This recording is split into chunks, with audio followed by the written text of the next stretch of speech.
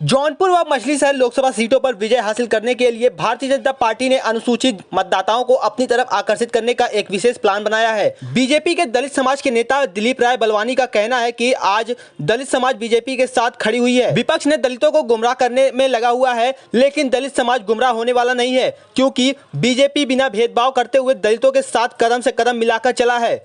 देखिए हमारी खास रिपोर्ट। दलित समाज के बीजेपी नेता दिलीप राय बलवानी ने क्या कहा। क्या देख रहे हैं आप समीकरण जौनपुर लोकसभा और मछलीशहर लोकसभा में? जौनपुर लोकसभा में भारतीय जनता पार्टी के हमारे जो उम्मीदवार हैं आदरणीय श्री कृपा शंकर सिंह जी, कोई राजनीति के नए खिलाड़ी नहीं है। बहुत ही पुराने अनुभवी बहुत ही वरिष्ठ और सीनियर नेता हैं। उन्हें राजनीति का बहुत ही अच्छा तजुर्बा है और जिसके वजह से ही उनको भारतीय जनता पार्टी ने जौनपुर लोकसभा संसदीय क्षेत्र से उम्मीदवार घोषित किया है।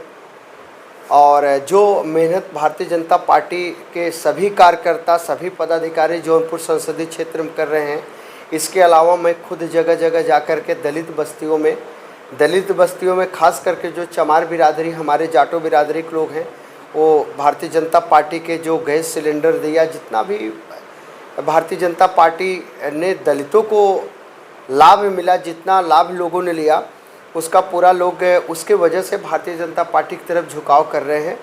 और बहुत ही अच्छे काफ़ी भारी संख्या में दलित इस समय न दलित में इधर आसपास के ज़िलों में केवल समाजवादी पार्टी के लोगों ने दलितों को छला है। मेरे साथ खुद अखिलेश यादव ने मुझे छला, मुझे टिकट दिया, समाजवादी पार्टी मुगराबाद शाहपुर से टिकट दिया और टिकट दे करके बस 2 दिन के बाद टिकट मेरा वापस कर दिया, सिंबल कर दिया। इससे बड़ा दलित के साथ छलावा धोखा कोई नहीं हो सकता है। वो दिन यहाँ दलित चमार बिरादरी के लोग भूले नहीं हैं। इसका खामियाजा जौनपुर संसदीय क्षेत्र के लोगों को, समाजवादी पार्टी के कैंडिडेटों को, उम्मीदवारों को भुगतना पड़ेगा। उसका खामियाजा इन्हीं को भुगतना पड़ेगा। और मछलीशहर संसदीय क्षेत्र से भी भारतीय जनता पार्टी के बहुत ही कर्मठ सहयोग, बहुत ही अच्छे उम्मीदवार, जिनकी चर्चा, जिनकी जितनी तारीफ़ की जाए आदरणीय बीपी सरोज की बहुत ही कमी होगी। और यहाँ भी बहुत ही अच्छे मार्जिन से, बहुत ही अच्छे मतों से हम इस समय चुनाव में पूर्ण बहुमत की सरकार हमारी बनेगी। और मछलीशहर जौनपुर दोनों संसदीय में दलितों का रुझान केवल एक ही है कि जो दलित चेहरों में समाजवादी पार्टी ने मेरा टिकट दिया, मुझे टिकट काट दिया, जिसके वजह से हमारे समाज के लोग काफ़ी अभी भी गुस्से में हैं। जिस तरह से समाजवादी पार्टी को आप कह रहे हैं कि छलावा कर रही है, सपा के लोग कह रहे हैं लोग की संविधान बचाओ। संविधान भारतीय कांग्रेस पार्टी के पास और समाजवादी पार्टी के पास हमला करने के अलावा, संविधान बदलने के अलावा कोई उनके पास और विकल्प भी नहीं बचा है।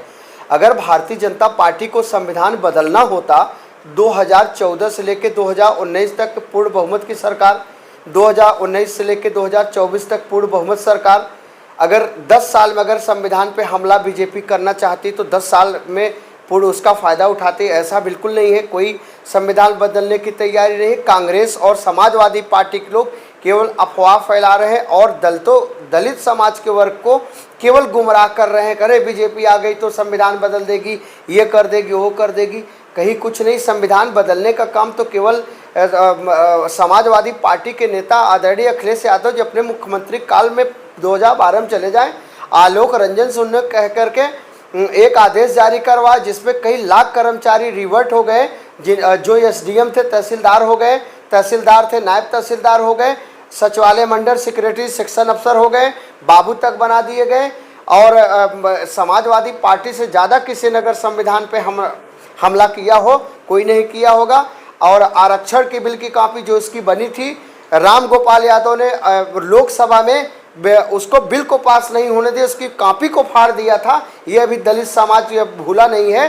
ये केवल अफवाह फैला रहे हैं कि बीजेपी संविधान बदल देगी। कहीं बीजेपी कुछ नहीं बदलेगी, ऐसा अफवाह है। अगर बदलना होता 10 साल में बदल देती।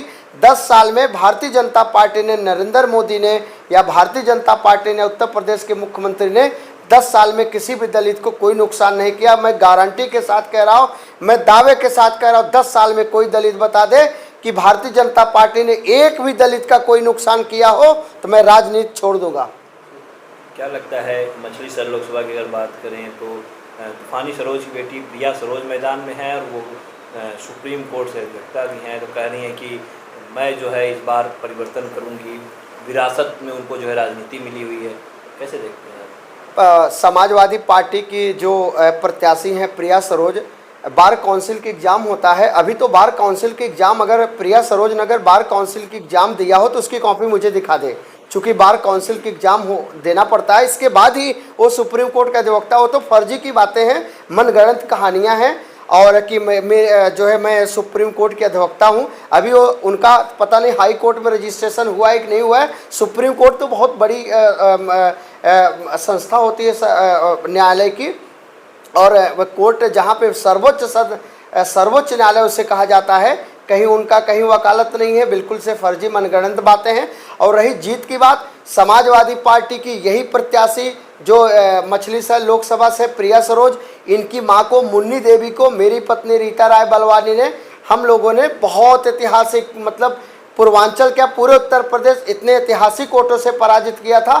5000 कम वोटों से सिमट गई थी। हम लोगों के बेतहासा वोट जनता ने सपोर्ट किया था और हम लोग चुनाव जीते थे। और इस समय भारतीय जनता पार्टी जो हमारे उम्मीदवार हैं बीपी सरोज, आदरणीय बीपी सरोज जी बहुत अच्छे मतों से चुनाव जीते। हम लोग लगे हैं दलित में, खास करके मैं दलित में चमार बिरादरी में लगा हुआ हूँ। बहुत ऐतिहासिक 5 लाख से ज़्यादा वोट हमको प्राप्त हो गए, और जिसमें 2 लाख से ज़्यादा हम मछली शहर लोकसभा जीत रहे हैं और 2 लाख से ज़्यादा जौनपुर संसदीय लोकसभा हम जीत रहे हैं। भारतीय जनता पार्टी कृपा शंकर सिंह जौनपुर से हमारे जीत रहे हैं और मछली शहर से बीपी सरोज जी जीत रहे हैं।